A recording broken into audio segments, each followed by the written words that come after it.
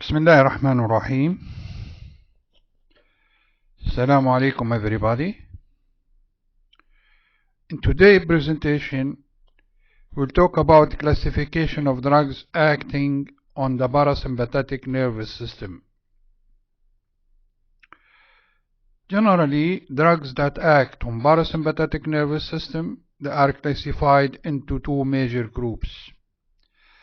Either drugs that will increase the cholinergic activity, and these drugs they are known as parasympathomimetics. Cholinergic drugs usually they are classified into directly acting parasympathomimetics or indirectly acting parasympathomimetics. Another group of drugs that act on parasympathetic nervous system they are known as anticholinergic drugs. These anticholinergic drugs they are known as parasympatholytics. Parasympatholytics as well they belong to different chemical structures like the natural tertiary amines, like the synthetic tertiary amines, like the synthetic quaternary amines. All these three they are competitive non-selective antagonists, and there are as well selective parasympatholytics as we will talk later. So the goal of this presentation is to know what are the different classes of drugs that act on the parasympathetic nervous system. As we know, parasympathetic nervous system is involved in many actions in the body, where most of the viscera and internal organs they receive parasympathetic innervation, where acetylcholine is released and produces different action. For example, the effect of acetylcholine on the eye pupil is meiosis, and this is due to contraction of the circular muscle of the iris, as we will see later. Acetylcholine as well, it produces stimulation of all exocrine glands, including the saliva, sweat glands, etc. And this action usually is due to the stimulation of M3 receptors. Acetylcholine will slow the heart, producing bradycardia by acting on M2 receptors in the heart, which, as we have said in the last presentation, are linked to GK protein, and the linking to GK protein will increase the entry, will cause opening of potassium channel, and this will cause hyperpolarization of the cardiac myocyte. A third action of acetylcholine on different smooth muscles, including smooth muscles of the lungs, smooth muscles of the gastrointestinal tract, and smooth muscles of the urinary bladder. All these muscles, smooth muscles, they are contracted by stimulation of M3 receptors, which will increase intracellular calcium, as we have described in details in the previous presentation. So these are the expected actions of acetylcholine. It will produce meiosis of the eye pupil. It will increase exocrine gland secretions through M3 receptors. It can slow the heart through M2 receptors. It can produce contraction of mostly all smooth muscles of the body except those of the blood vessel, as we will explain in the next lecture. All smooth muscles are contracted by stimulating M3 receptors except those in the blood vessel. So first we'll talk about drugs that will stimulate the parasympathetic nervous system.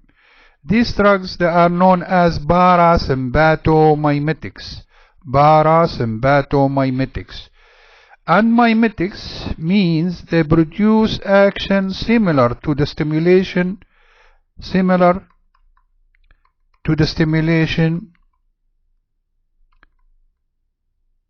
to parasympathetic nervous system stimulation. That's why they are known as parasympathomimetics. Parasympathomimetics are drugs which produce action similar to the stimulation of parasympathetic nervous system. That's why mimetics means in Arabic محاكاة. They produce action تأثير مشابه لتأثير الأسيتايلكولين. That's why they are known as parasympathomimetics. These parasympathomimetics, they are classified according to their mechanism of action into two types. The first type is known as directly acting parasympathomimetics. Directly acting parasympathomimetics. And these directly acting parasympathomimetics, they act directly on the cholinergic receptors. They act directly as an agonist, of course. They act directly as an agonist on cholinergic receptors, okay? Some of them, they act on both types of cholinergic receptors, like acetylcholine. Acetylcholine, it acts as an agonist on nicotinic receptor and as well on muscarinic receptors, okay? Now, so directly acting, they might be non-selective, i.e. they act on both cholinergic receptors, whether they are nicotinic receptor or muscarinic receptors, as we have discussed in the previous presentation. Some of them, they are selective to the nicotinic receptor, and the most famous example is nicotine, which is tobacco derivatives. Nicotine is specific selective agonist at the nicotinic inotropic receptors of acetylcholine.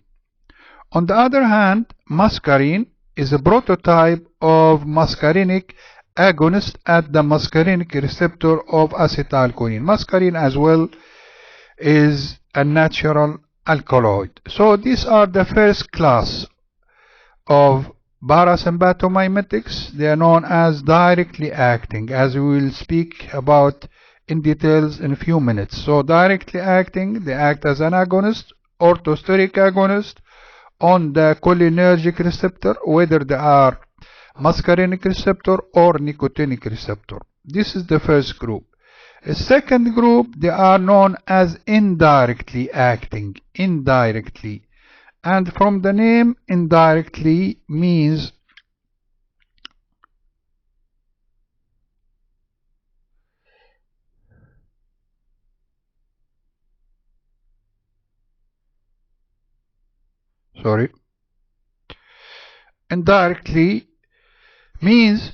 indirectly acting means they act through the inhibition of the acetylcholine metabolism.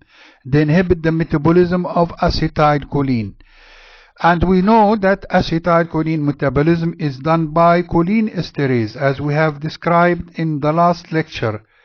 Cholinesterase. Therefore, these drugs, they are known as anticholinesterases. Anticholinesterases, okay? Therefore, the second group, they are known as indirectly acting parasympathomimetics. How they act? They act by inhibition of acetylcholine metabolism. That's why they are known as anticholinesterases. But just we imagine this is the enzyme which metabolizes acetylcholine, which is the cholinesterase. Acetylcholine will act as a substrate to the enzyme, where it has affinity to the enzyme. It binds with the enzyme, forming the enzyme substrate complex. Then this enzyme will break acetylcholine into two molecules, two moieties, which is the acetyl moiety and the choline moiety, giving the enzyme free in very fast process, maybe in milliseconds. Okay? So these are parasympathomimetics. They are either directly acting parasympathomimetics, where they act as an agonist on the cholinergic receptor, or indirectly acting parasympathomimetics, where they act by inhibition of acetylcholine metabolism, as we will discuss in a few minutes in details. Okay? So first we'll talk about the directly acting parasympathomimetics. Directly, they act as an agonist. As we said, they act as an orthosteric agonist at the muscarinic receptors. They act as an orthosteric agonist at the cholinergic receptors. As we have said before, cholinergic receptors might be muscarinic receptors and nicotinic receptor. So these drugs, they either act on both receptors. They act as an agonist at muscarinic and nicotinic receptors. Some of them they act as an agonist on muscarinic receptor only, and some they act on as an agonist on nicotinic receptor only. Okay, so this is the first difference in selectivity. This is known as selectivity. Some of them they are non-selective. They act on both type cholinergic receptors, muscarinic or nicotinic, and some of them they are selective. They either act on muscarinic receptor or they act as on nicotinic receptor. This is the first difference between directly acting parasympathomimetics and their selectivity. A second difference is their affinity to cholinesterases. Affinity to cholinesterases. Some of them they are metabolized by cholinesterase, like we will see in a few minutes, or some of them they are not metabolized by cholinesterases. So therefore, second difference in their affinity to cholineesterases, their affinity to cholineesterases. Okay. So these are the two differences between directly acting parasympathomimetics. Some of them they are selective, some of them they are non-selective, and some of them they are sensitive to cholinesterases, and others they are not sensitive to cholinesterases. So let us take examples. For example, first famous example is acetylcholine. Acetylcholine, which is the natural neurotransmitter centrally and peripherally. Acetylcholine, it is very sensitive to cholinesterase. Therefore, it is metabolized in few seconds. It is very fastly metabolized. That means its duration of action in the body is very short, because it will be metabolized very fast by plasma cholinesterase or neuronal cholinesterase. It has very short duration of action of minutes. Acetylcholine, as we know, it is non-selective. It acts as an agonist at muscarinic receptor, all of muscarinic receptor and nicotinic receptor. It is non-selective. Okay, the acetylcholine is non-selective. It acts as an agonist at both muscarinic and nicotinic receptor, plus it is sensitive to cholinesterase, sensitive to cholinesterase. That means it is metabolized fast by acetylcholine. The people of chemistry, they modified the structure of acetylcholine to produce compound of longer duration of action, and they came first by metacholine. Metacholine, it has less affinity to the enzyme than acetylcholine. That means it is metabolized slower by cholinesterase, but they still have affinity to all cholinergic receptors, whether they are muscarinic or nicotinic receptor. Therefore, metacholine, it has a longer duration of action than acetylcholine, longer duration of action, because it has less affinity to the enzyme, but still non-selective. Still non-selective. What does it mean, non-selective? That means it is broken down, it is act as an agonist at nicotinic and muscarinic receptor. Okay. They further modified the structure that came out by carbachol. Carbachol. This is the third compound, carbachol. Carbachol, it is not metabolized by cholinesterase. Therefore, it has a long duration of action of hours, because it is metabolized in the liver. It is not metabolized by cholinesterase. Okay.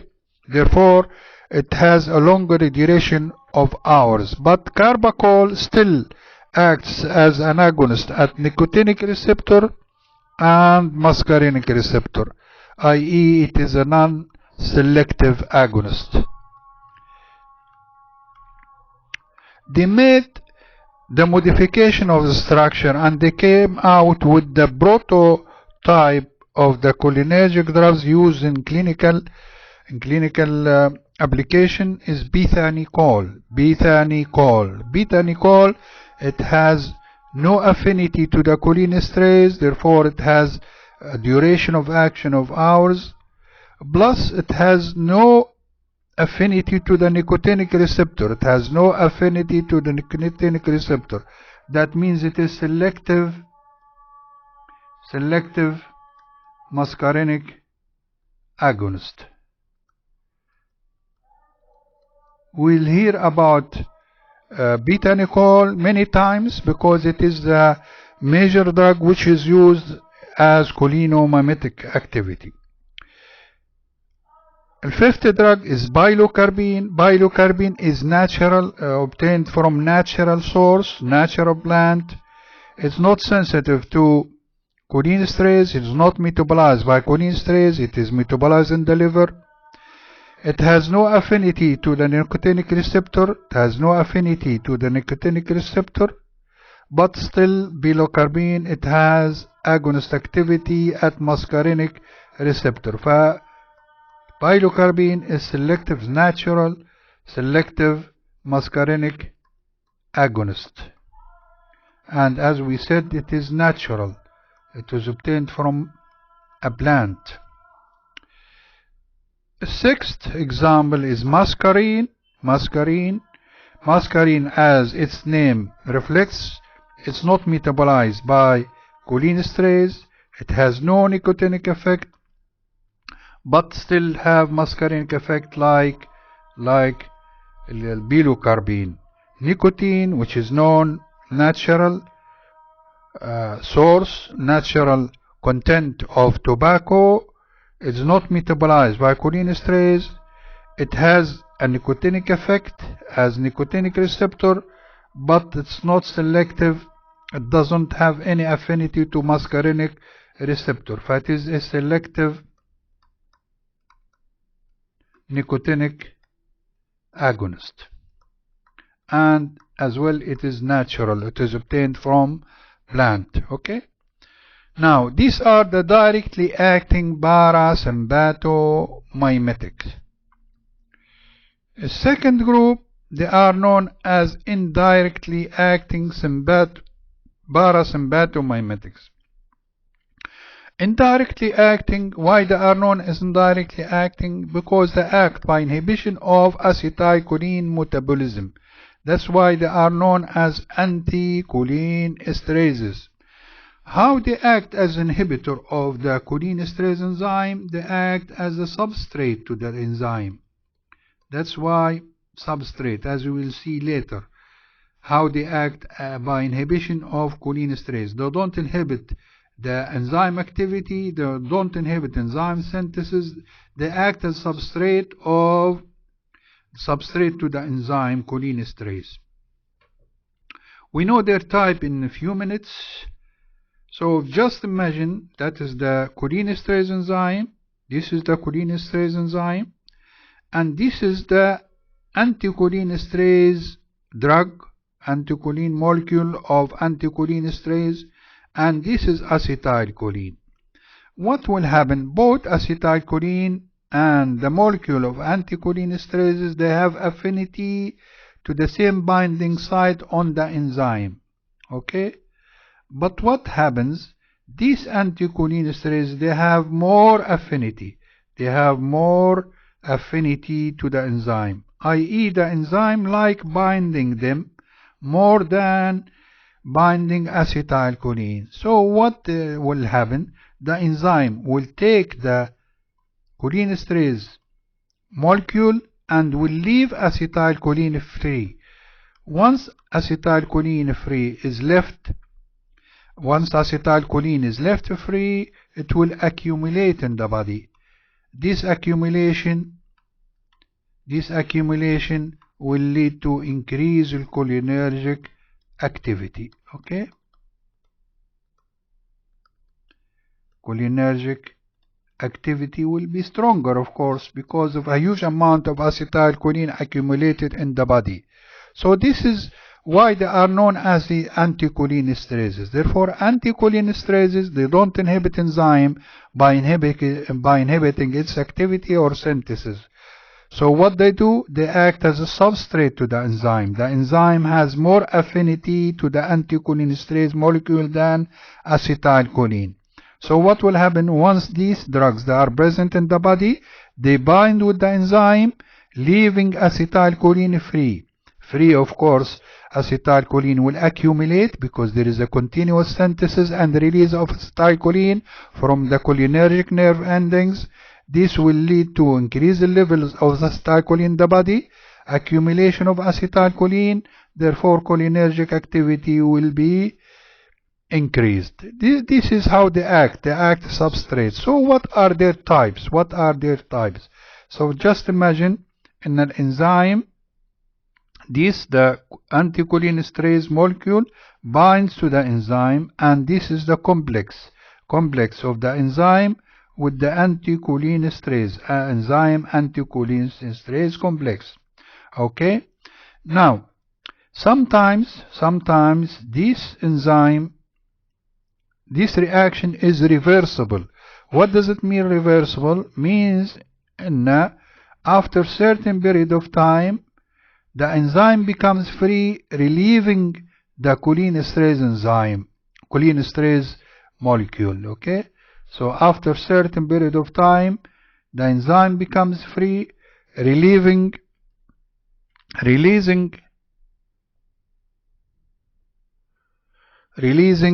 the cholinesterase enzyme. This group of drugs, they are known as reversible anticholinesterases. Reversible anticholinesterases.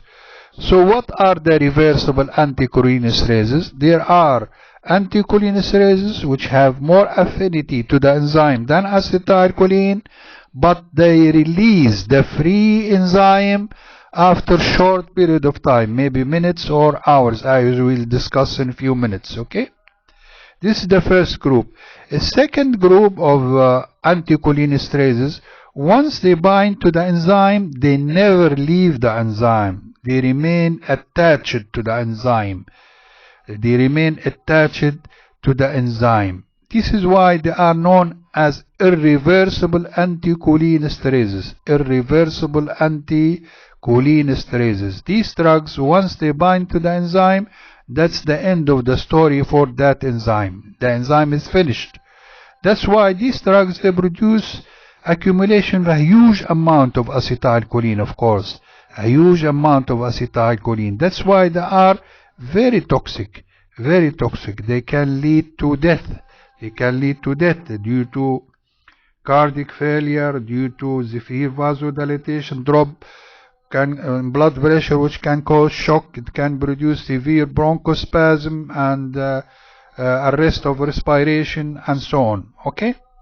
So therefore, anticholinesterases, they are drugs which inhibit metabolism of acetylcholine. How they do that? They act as substrate to the enzyme, binding with the enzyme, forming a complex. If this binding with the enzyme is reversible, i.e. they give a free enzyme after a certain period of time, they are known as reversible anticholinesterases. If this binding with the enzyme is irreversible, i.e. they never give the enzyme free again, they are known as irreversible anticholinesterases. These irreversible anticholinesterases leads to accumulation of a huge amount of acetylcholine, which is very toxic and can produce death. Okay? Reversible anticholinesterases, they combine irreversibly with the enzyme, giving free enzyme after short period of time according to their affinity to the enzyme. So if you just imagine, we have the enzyme plus drug molecule, they combine together to give us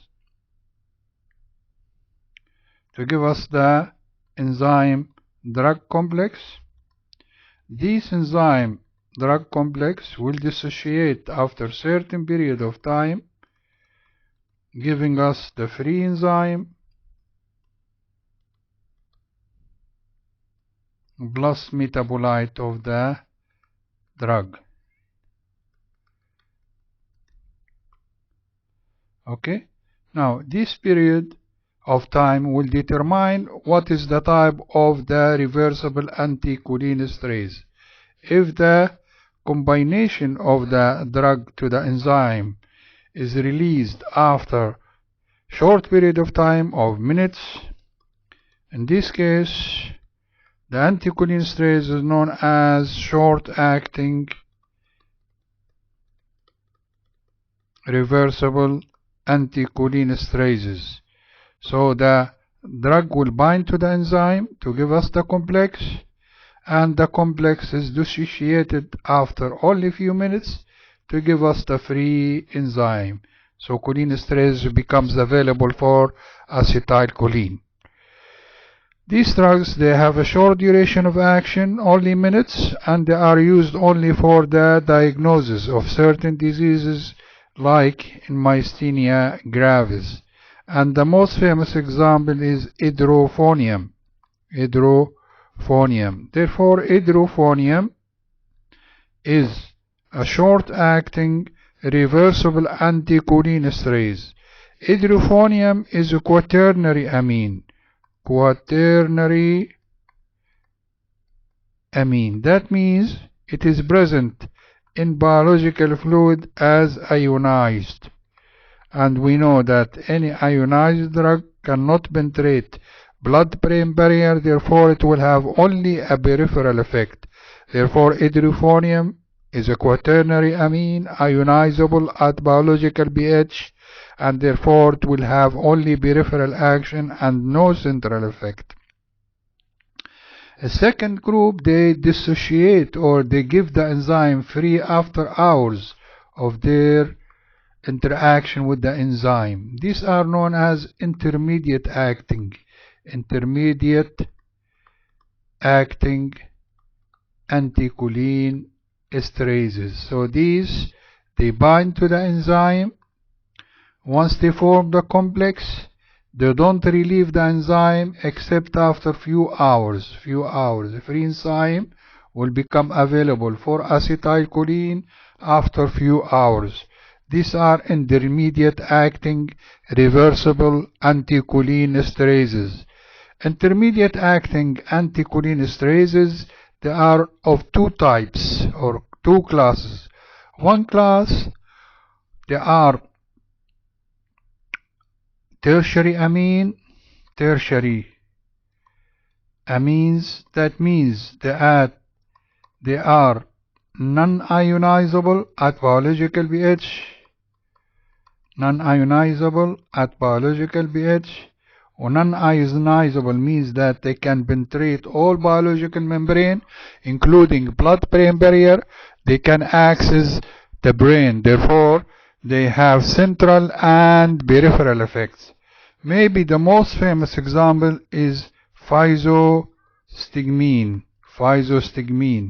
which is known as well as ezerine. Physostigmine, ezerine is a tertiary amine which can access the brain because it is present as non-ionizable at biological pH. The other class, they are quaternary amine. Quaternary amines, i.e. they are present as ionized at biological pH. Ionized means that they cannot cross the biological membrane. Therefore, they will have only peripheral action. They have no central effect. Maybe the most famous example is neostigmine and pyridostigmine.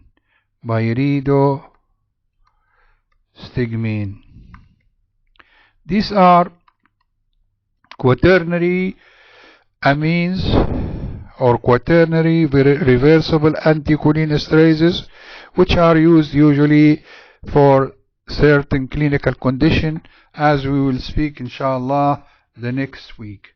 So this is the first class of anticholinesterases, are the reversible anticholine esterases. Reversible, we said, they bind to the enzyme, and once the complex is formed, it will relieve the free enzyme again after a certain period of time.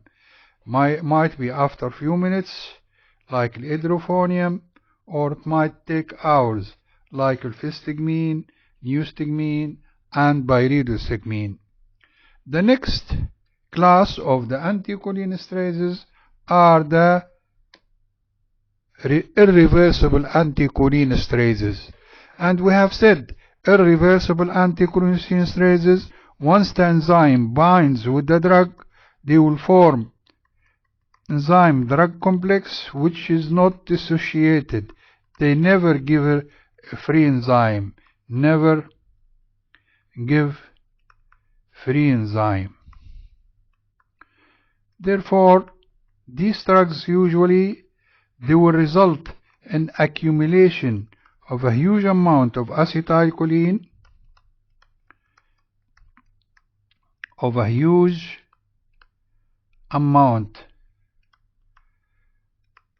acetylcholine, of course, which will produce very toxic effects.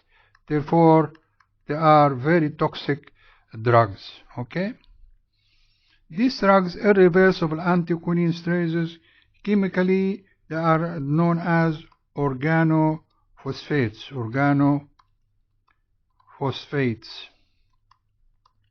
These organophosphates, they are highly lipid soluble.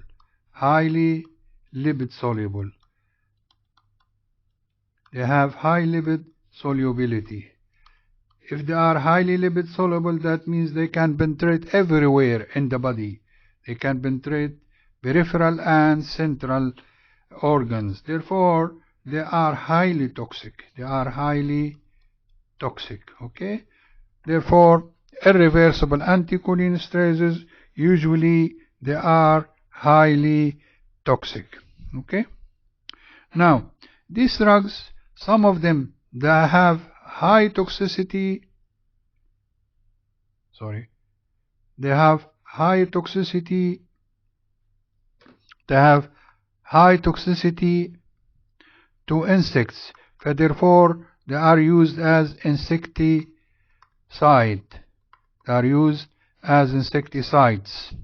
They are used to kill insects, different types of insects. They are used as insecticides. Maybe the most famous examples are parathion, malathion,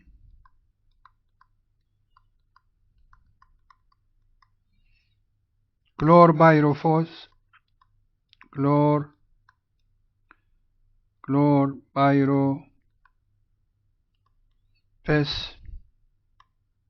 and others. These are more toxic to the insects, therefore they are used as insecticides. But if they are taken in enough amount, they can produce toxicity in humans as well. The other classes which are toxic to every living things, including humans, they are very toxic to the humans, are known as war gases. War gases, for example, sarin, the well-known sarin, taboon, and soman. These are nerve gases, war gases, or they are known as nerve gases. They are very toxic. They can kill within few seconds. Okay? So the irreversible anticholinesterases, once they bind to the enzyme, they never relieve it, which will lead to the accumulation of huge amounts of acetylcholine. This huge amount of acetylcholine can lead to death due to severe bronchospasm, severe drop of blood pressure producing shock, severe decrease in heart functions, and so on. We'll talk about the toxicity of organophosphates in the next presentation, inshallah. Okay? So these are the parasympathomimetics, drugs which produce stimulation of the parasympathetic nervous system, and we've said that they are classified into directly acting, which act directly as an agonist on cholinergic receptors, or indirectly acting, which acts by inhibition of the metabolism of acetylcholine. Okay. Now the second class are class of drugs which antagonizes the parasympathetic nervous system. These drugs, they are known as parasympatholytics. Parasympatholytics. Lytics means lysis. They produce lysis of the activity of the parasympathetic nervous system. Okay, these drugs usually they do that by antagonizing the muscarinic receptors. They act as a competitive antagonist at the muscarinic receptors. Therefore, parasympatholytics, they are known as well as antimuscarinics.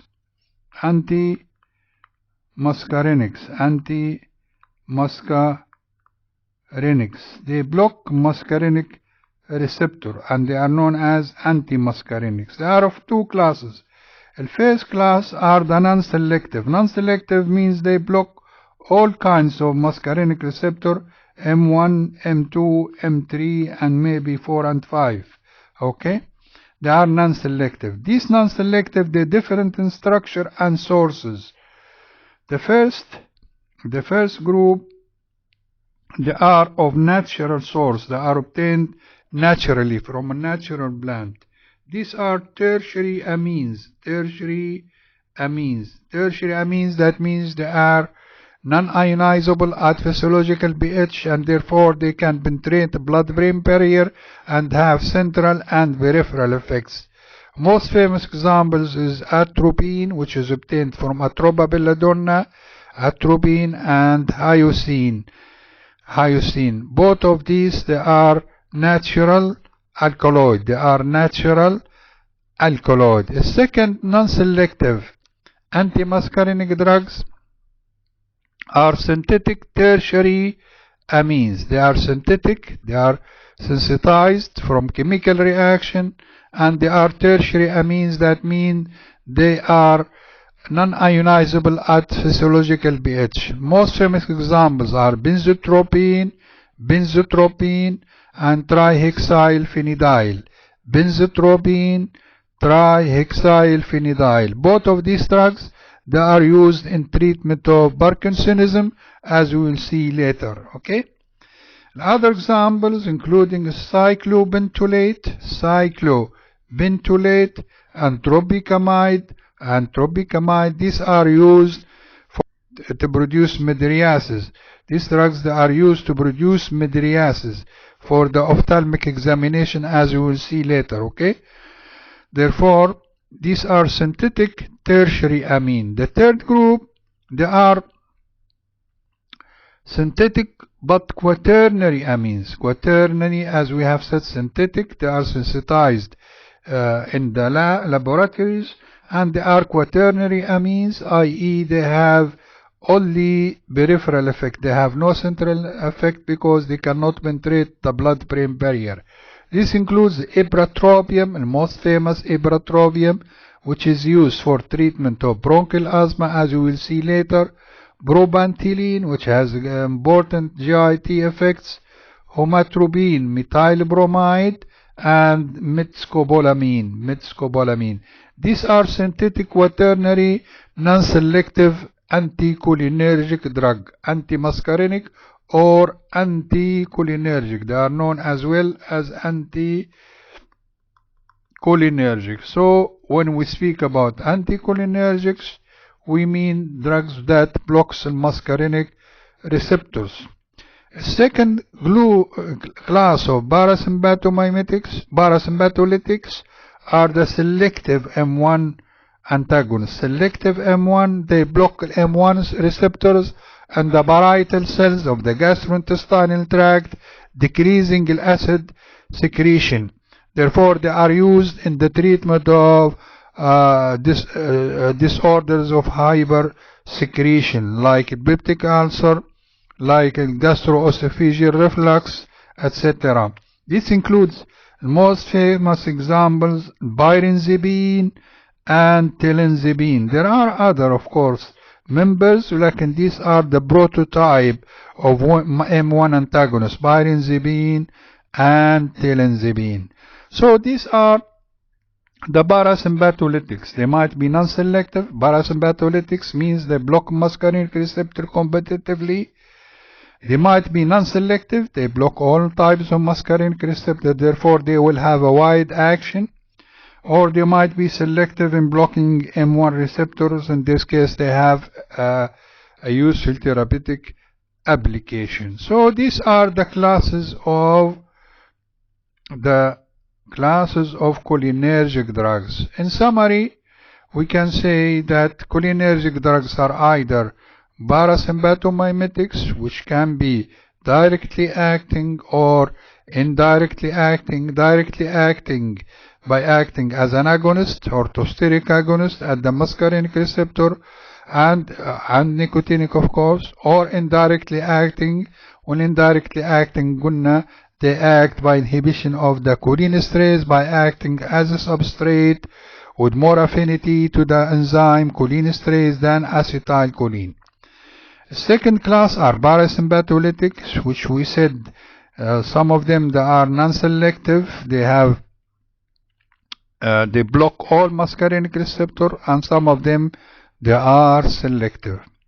So next presentation, inshallah, we'll talk about action of cholinergic drugs, whether they are parasympathomimetics or parasympatholytics on the cardiovascular system.